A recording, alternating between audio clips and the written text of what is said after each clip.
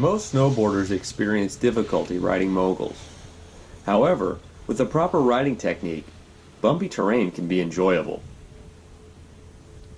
Whether you ride in an area that's littered with moguls, or you just want to improve your overall experience level in moguls, Black Belt Snowboarding has you covered.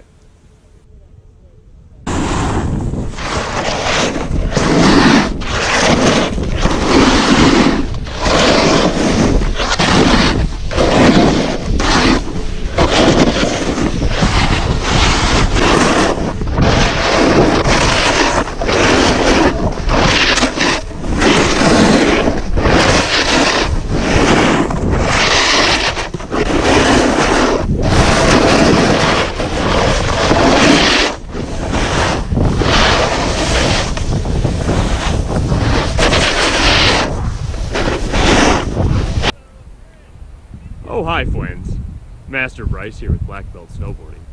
In this episode, I'm going to share some tips to improve your mogul riding. Let's take a closer look. So the first thing you can do to improve your mogul riding is to select a snowboard with a tapered nose and tail. This snowboard here has a very short nose and tail with almost no taper. As a result, the contact points extend past the edge, which means they will hit bumps before the edge engages. When this happens in harder snow, it pushes the rider off balance.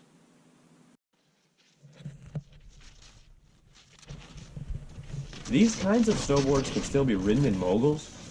However, it will require precise technique and take more effort.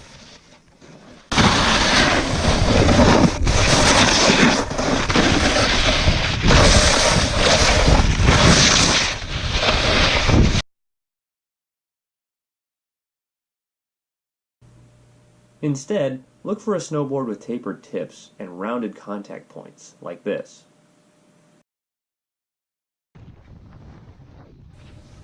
The good news is that most boards that are marketed as all-mountain or freeride specific have a nose and tail that work well in moguls.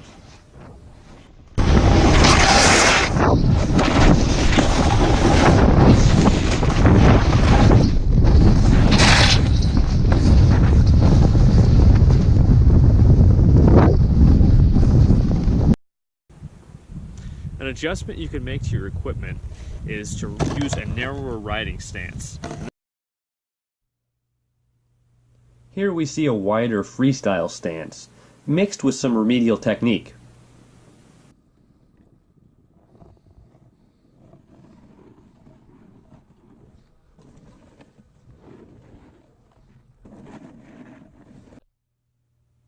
The reference stance is measured from the center of one binding to the center of the other. A wide stance is great for laying out deep carves or doing tricks, but I find a narrower stance to be more maneuverable in bumps. For freeriding, the ideal stance is around the rider's shoulder width. Try mounting your bindings closer together and see how it feels in bumpy terrain.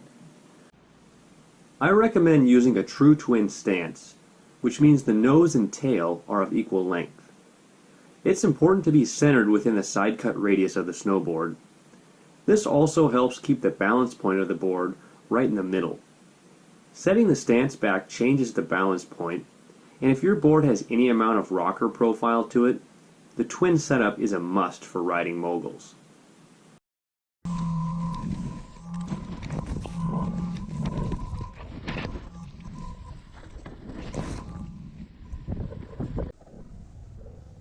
When riding off piste, the main idea is to absorb the changes in terrain with your body.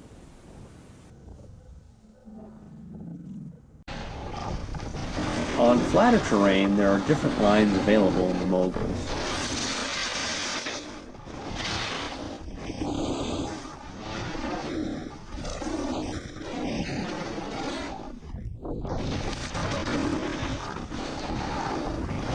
However, in the steeps, I recommend riding the center valley line.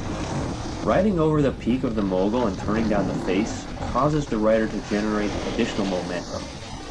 This line is suboptimal on steep terrain because it pulls the rider away from picking out their next turns and gets them focused on speed control. Additional speed may cause the rider to alter their line, and it becomes more difficult to develop and maintain a rhythm on the run.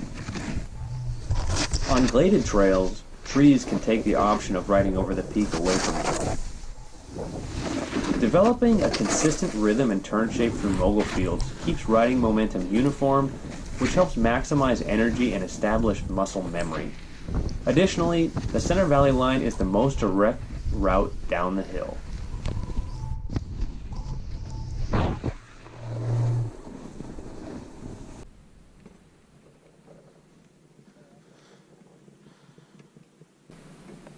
When the moguls are hard or icy, a lot of time you get the whole run to yourself when you're riding off piste.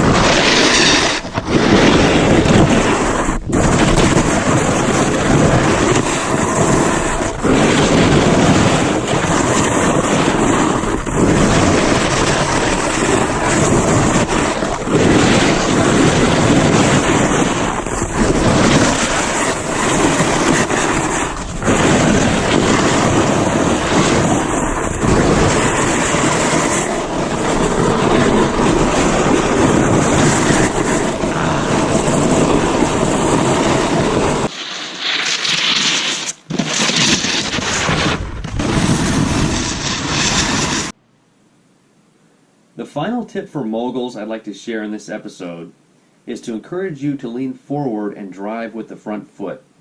Leaning back and straightening the front leg puts the rider off balance and in a poor position to absorb impact. Keep those knees bent, power through the turns, and devour those bumps.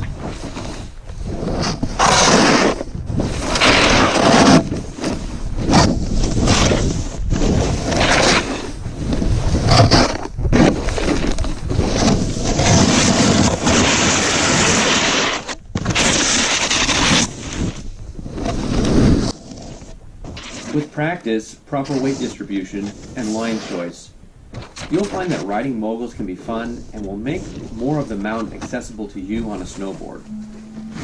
Thanks for watching, friends. Don't let skiers have all the fun off piste. Avoid riding moguls at your own risk.